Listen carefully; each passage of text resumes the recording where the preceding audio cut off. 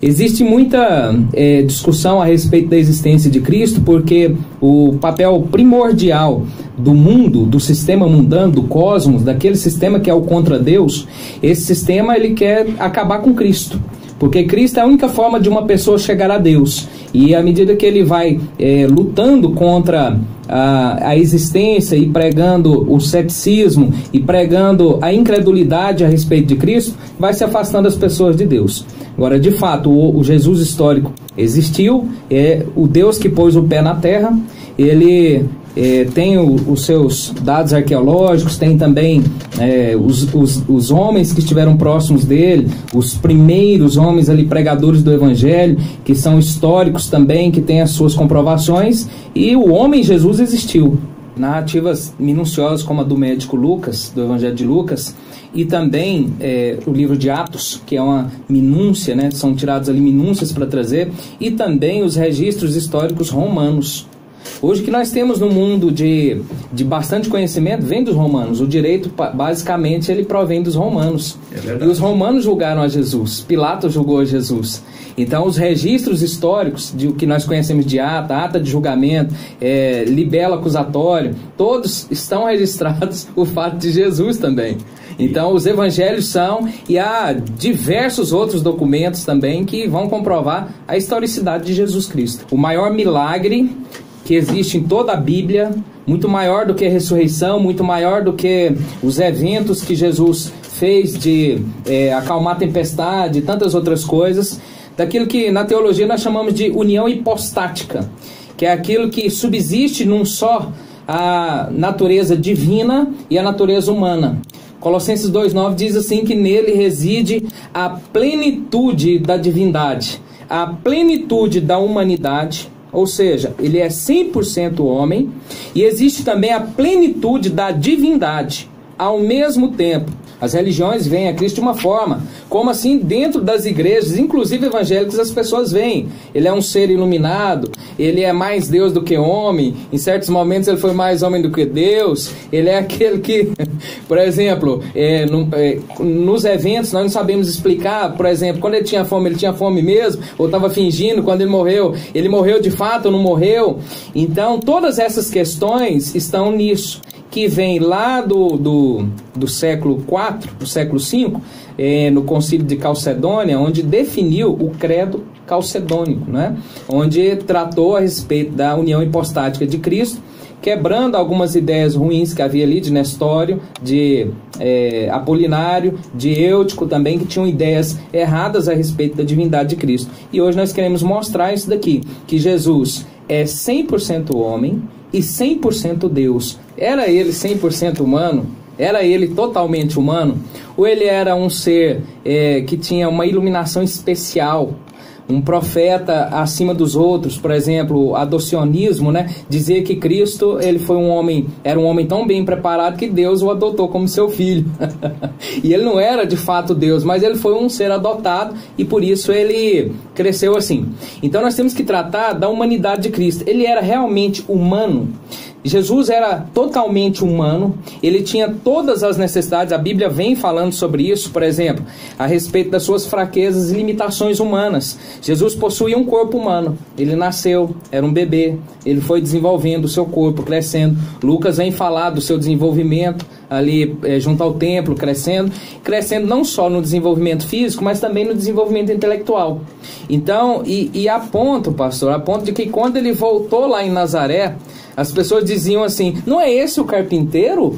Não é esse? Esses aqui não são seus irmãos? Não é aquele ali o seu pai? As pessoas, ao olhar para Cristo, elas não viam nenhuma diferença, visivelmente falando, sem a revelação do Espírito Santo, que ele era Deus. Então, se ele tivesse a vantagem de ser Deus, e ele era Deus porque tem os motivos para isso, se ele tivesse a vantagem de ser Deus, ele não passava por esses sofrimentos. Por exemplo, a fome e a sede que ele passou em Mateus capítulo 4, ali no deserto, foi a fome e a sede real de um ser humano que precisava ser tratado, ser alimentado, ter ali também a água para que ele pudesse viver. Ele tinha as suas emoções tocadas, por exemplo, ao chegar lá na morte de Lázaro, em João capítulo 11, ele chora. Então ele era totalmente humano e as pessoas próximas dele o observavam dessa forma, né? Eles ficaram escandalizados, disseram assim: não é esse o irmão de Tiago, José, Simão? Então não é essa sua mãe, Maria? Eles não observavam nele uma vantagem sobre os outros. O ser humano tinha que pagar para Deus, o homem tinha que cumprir com o pagamento. O salário do pecado é a morte, e ele tinha que morrer. Somente alguém que fosse totalmente humano é capaz de representar a raça humana diante do Senhor. O ser humano é muito inferior a Deus, extremamente inferior a Deus. E ao nascer humano, ele já se limitou a condição de tempo e espaço, limitou-se a condição de pessoa que pode sofrer, como ele sofreu, angústia na alma, angústia na emoção, fome, sede, e ele então deixou a glória do céu para vir até a terra. Esse fato é um fato de esvaziamento. Imagine que um bilionário desse mundo se travestisse de mendigo e fosse morar debaixo da ponte durante um mês, 3 anos, 30 anos. Ele estaria deixando para trás muita coisa, mas não se compara àquilo que Cristo deixou por nós e veio até esse mundo. Se não fosse completamente Deus, não poderia convergir nele todo o pecado da humanidade, como fez ali na morte da cruz. Então, Cristo conhece o pecado como o médico conhece a doença.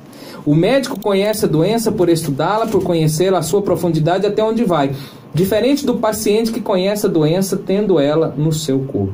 É que Deus resolveu trazê-lo através de Maria para que desse nele a humanidade.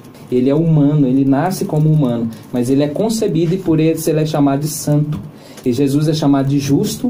Jesus não tem pecado. Pedro vai falar em 1 Pedro 1,19, 2,22, ele é o santo, nunca conheceu o pecado.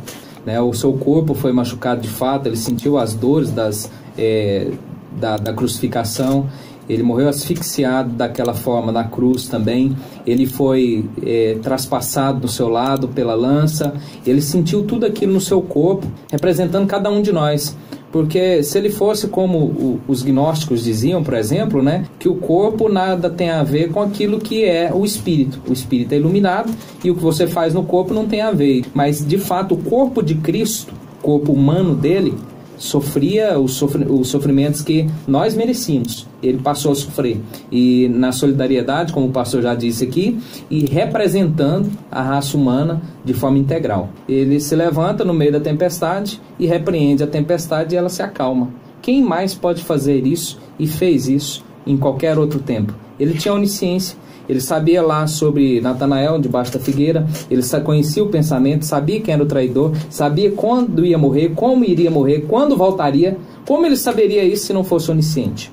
E ele, falando da onipresença futura, porque até então estava preso no corpo físico, do tempo e do espaço, ele diz: onde estiverem 2 ou 3 reunidos, lá estarei. Então, da sua onipresença e da sua imortalidade. Por exemplo, destruí o santuário e eu construirei em 3 dias. Ele é imortal. Ninguém tira a minha vida, eu espontaneamente a dou. Então Jesus tem a imortalidade. Jesus disse para orar em seu nome. E tudo quanto pedides ao Pai em meu nome, ele vos concederá. Então Jesus puxa para si a atribuição da adoração, para pregar o evangelho em seu nome, batizar as pessoas em seu nome, quando ele perdoa pecados, ele diz assim: qual é maior? Dizer a este: levanta e anda, ou seus pecados estão perdoados? Quem pode perdoar pecados senão Deus? Aos pregadores, aos púlpitos, aos dirigentes, preocupem-se com Cristo, preocupem-se de pregar Cristo. Teologia não é coisa do diabo, não é coisa de gente que se acha, nada disso. Teologia é coisa de estudar mesmo a fundo para poder levar, porque a boa doutrina leva a boa conduta.